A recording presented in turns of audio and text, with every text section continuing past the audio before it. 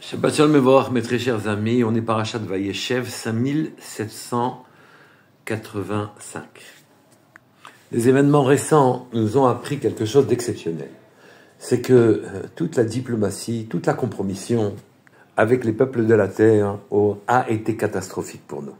Attendre que les goyim nous reconnaissent en tant que peuple juif, ayant le droit de se défendre, oui, elle nous a été déniée. Bien sûr, se protéger des attaques, tout le monde est d'accord qu'il faut le faire, mais pouvoir assurer une existence de tranquillité dans ce monde-ci, ça n'est pas possible. Les goyim ne nous donnent pas le droit de vivre en tant que nation dans la tranquillité. Il nous faut accepter cette idée-là et ne recourir à la compromission, à la diplomatie que quand elle est absolument indispensable et nécessaire, mais pas du tout comme les moyens de nous donner une place dans ce monde matériel ici-bas, parmi les peuples de la terre. C'est la leçon que l'on doit tirer de cette paracha avec Yosef Hatzadik. Dans cette paracha, pour reprendre un petit peu le fil de ce qui s'est passé, en vérité, Yaakov s'est séparé, a réussi à sortir des mains, des griffes de Lavan en bon état, puisqu'il revient riche en Canaan, et ensuite il est sorti du problème qu'il avait avec Esav, il s'est arrangé avec Esav de manière à avoir une vie normale, et donc il veut s'installer en Eretz Canaan et y vivre.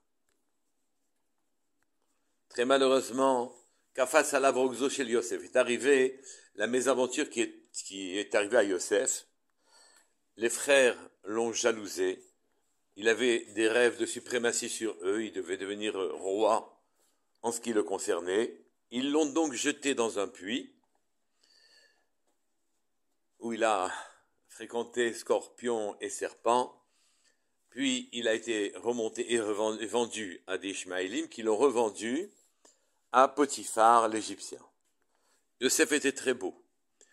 Et naturellement, la femme de Potiphar l'a poursuivi de ses assiduités et voulait le faire fauter. Elle a fait tout ce qu'il fallait pour le séduire. Elle changeait d'habit en permanence, plusieurs fois dans la même journée, pour attirer son attention, et elle lui a demandé franchement de fauter. Et là, le pasouk suit en disant « Vayimaen », il a refusé catégoriquement.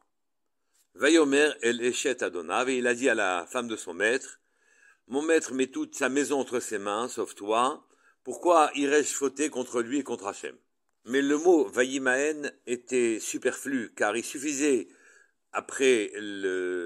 quand ensuite le passage poursuit en disant « Et il a dit donc à la femme de Potiphar qu'il refusait d'aller avec elle », c'était pas nécessaire de mettre le mot « Vayimaen » auparavant.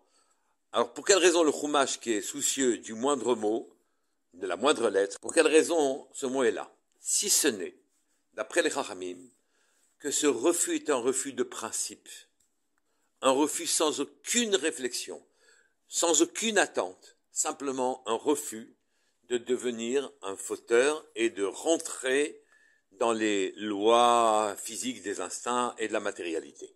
Vaïmaen, en quelque sorte, c'est le caractère de Yosef et la avoda de Yosef, le travail de Yosef sur terre. Ce n'est pas un refus dialectique, ce n'est pas un refus motivé. Il refuse de faire la moindre chose qui ne corresponde pas à ce qu'il est venu faire sur terre. Par principe, quelles qu'en soient les conséquences, et d'ailleurs les conséquences seront terribles pour lui, puisqu'il va faire 12 ans en prison, par le seul fait qu'il ait soit refusé à la femme de son maître. C'est un adolescent, enfin un homme de 17 ans. Donc, et il savait la malice de sa maîtresse, et que donc elle allait le faire condamner. Rien n'a arrêté Yosef. Il refuse par principe. C'est un refus sans motivation, sans réflexion.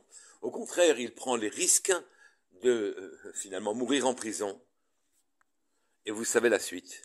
C'est qu'après les 12 ans de prison, Yosef, qui a résisté à se laisser aller à ses instincts, qui a dominé totalement sa nature, va sortir de prison, va se présenter devant Paro, Et là-bas, Yosef va devenir roi d'Égypte, ou vice-roi d'Égypte. Mais en vérité, toute l'Égypte sera dirigée par ses soins. Et les rêves de Yosef vont être réalisés. Il a rêvé que les gerbes de ses frères se prosternaient à sa gerbe à lui. Entendez par là que le manger, la matérialité, oui, pour toute la matérialité, on dépendra de lui. Et ensuite, même que le soleil, les étoiles, enfin tout le monde se prosternera à lui aussi, père, mère et les frères. Donc Yosef va atteindre la royauté. Atteint la royauté. Qu'est-ce que c'est la royauté? C'est qu'en vérité, il va se battre avec le monde matériel pour lui retrouver sa dimension spirituelle. Le monde matériel n'existe pas pour rien. Il est là pour qu'on y fasse régner son créateur, alors qu'il paraît bien absent. Et donc, celui qui a une maîtrise parfaite de la chose matérielle, pour faire remonter de la matérialité ce qu'elle a de profond, de spirituel, et la lier au créateur, celui-là, naturellement, devient roi. Le roi est la courroie de transmission entre le haut et le bas. Le roi, c'est le dernier malchout, c'est le dernier niveau de la spiritualité, et le premier niveau de la matérialité. Courroie de transmission entre le haut et le bas. Il est aussi le fils de Rachel, qui elle-même était très belle. Et Rachel était la femme destinée à Yaakov. Son travail à Yaakov, c'était justement de se mettre en guerre avec tout ce qui se refusait dans la matérialité de reconnaître le Créateur.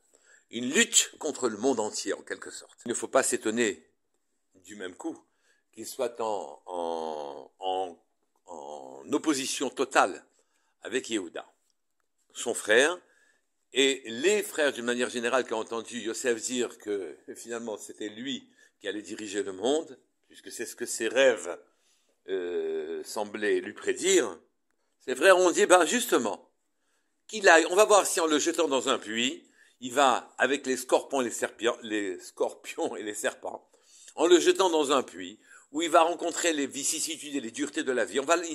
Il va finir en Égypte, où là-bas, il y a scorpions et serpents. Chez les hommes, il y a aussi une immoralité totale en Égypte. Voyons ce qu'il va ressortir de ses rêves ici. Et en vérité, il a été projeté dans son destin, et lui, le travail qu'il devait faire, c'est de se mesurer à la matérialité, et donc, naturellement, il va réussir son projet de vie, et il va être roi d'Égypte, c'est-à-dire roi de la terre, car l'Égypte était l'endroit où tout l'argent de la terre était venu, ou va venir plus exactement, et l'Égypte était aussi l'endroit, va devenir le premier pays de la terre. Donc il était le roi, finalement, du monde, en quelque sorte.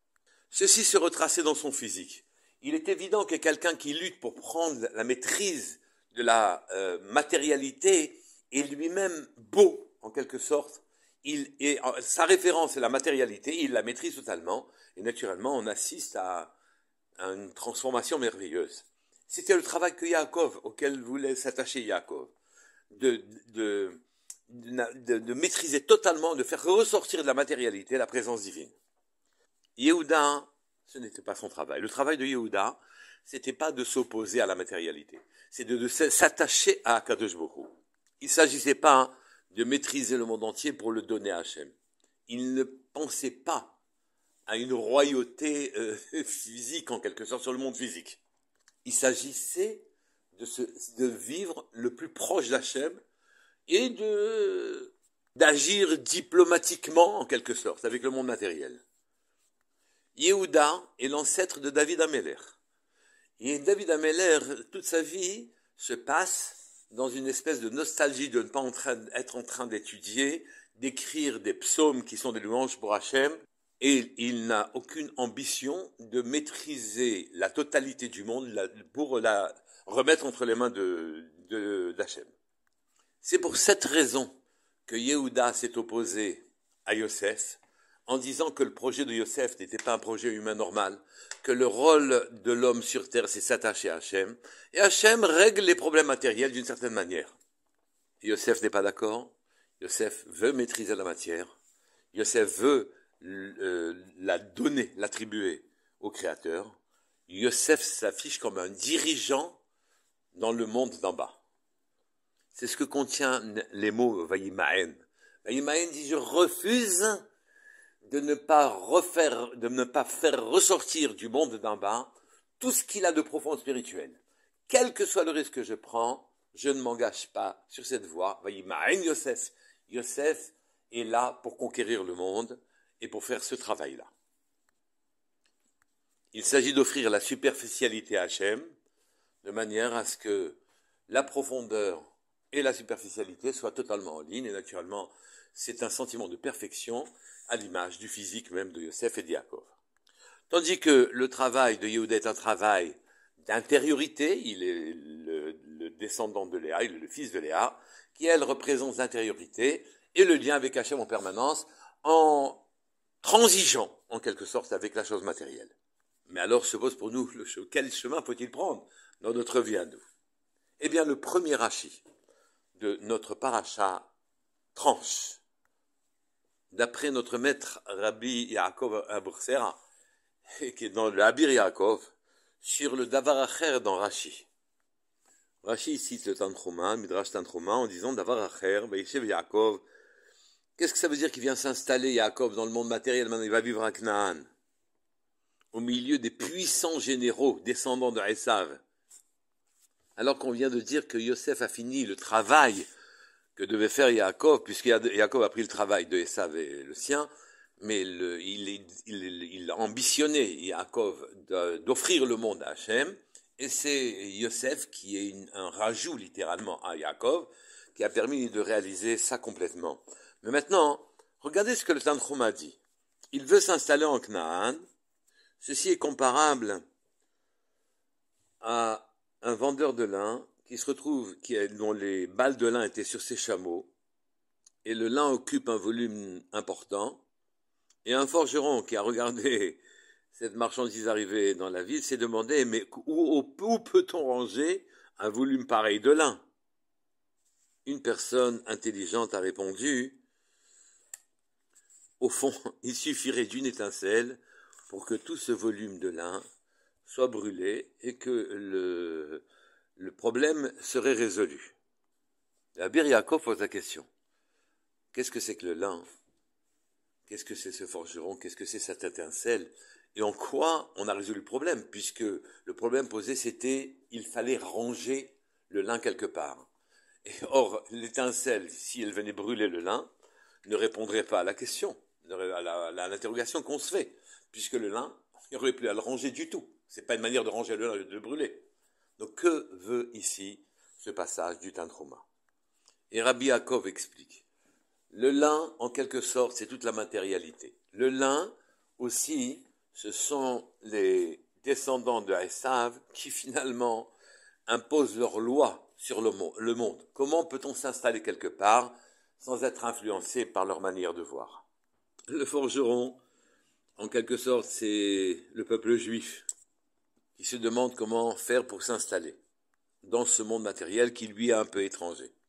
Un chacham vient et dit, il suffit d'une étincelle pour que tout le volume occupé par les gens de Esav soit libéré, en quelque sorte, et qu'on puisse vivre notre vie et s'installer en Canaan.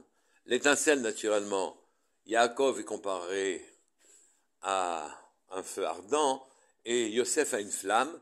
Donc, il suffit d'une étincelle pour que notre problème soit résolu.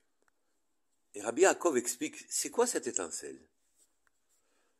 La plupart des Juifs, même les bien-pensants, qui font tout ce qu'il faut, ne peuvent pas se comparer à Yosef, ne peuvent pas se mesurer et faire le travail que Yosef a fait en maîtrisant la totalité de la matière.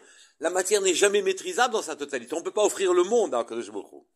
Offrir le monde, c'est magnifique, esthétiquement et superficiellement et profondément à Hachem, mais qui a la force de maîtriser le monde pour le donner à Hachem. Maîtriser le monde pour nous, c'est avec notre chokhma, notre intelligence, avoir une certaine asaga, comprendre des choses matérielles, techniques, dans des domaines particuliers, la médecine, la politique, l'économie. Et donc, c'est beau, c'est bien, mais comment faire? On ne peut pas faire comme Yosef. Notre travail, si jamais il se faisait cette forme-là, ne se ferait jamais. Le découragement ne serait pas loin non plus. Alors, comment faire, dit Rabbi Yaakov Bersera. Ce qui nous manque en vérité, c'est l'étincelle. L'étincelle, en vérité, brûle tous les problèmes. La matérialité qui est omniprésente, omni-influente, qui ne nous laisse pas le loisir même de penser à la chose spirituelle, à se lier à Hachem. La matérialité elle-même, c'est nous qui la faisons tenir. Nous entretenons cette matérialité en la décryptant, en la matérialisant, en la mettant en équation de manière à ce qu'elle soit utilisable. Et donc toute notre conscience vit avec cette matérialité et on n'arrive pas à échapper dans cette confrontation à ce que la matière nous apporte. Nous ne savons pas raisonner en dehors des schémas matériels. Notre conscience est fixée sur la chose matérielle. Mais si on s'ouvrait à la chose spirituelle, si on donnait à Akadosh Baruch Hu sa place a priori, sans se soucier des conséquences, si on démobilisait notre conscience du monde avec tous les schémas qu'elle nous enseigne, qu'on l'a démobilisé de la chose matérielle et qu'on fixait notre kavana, notre attention et nos intentions sur la chose spirituelle, la conscience d'un monde nouveau pourrait nous éclairer et cette étincelle-là brûlerait tout le lin qui nous enveloppe. Au fond, c'est peut-être exactement comme cela que a fait Yosef. Je refuse de fixer ma conscience sur la chose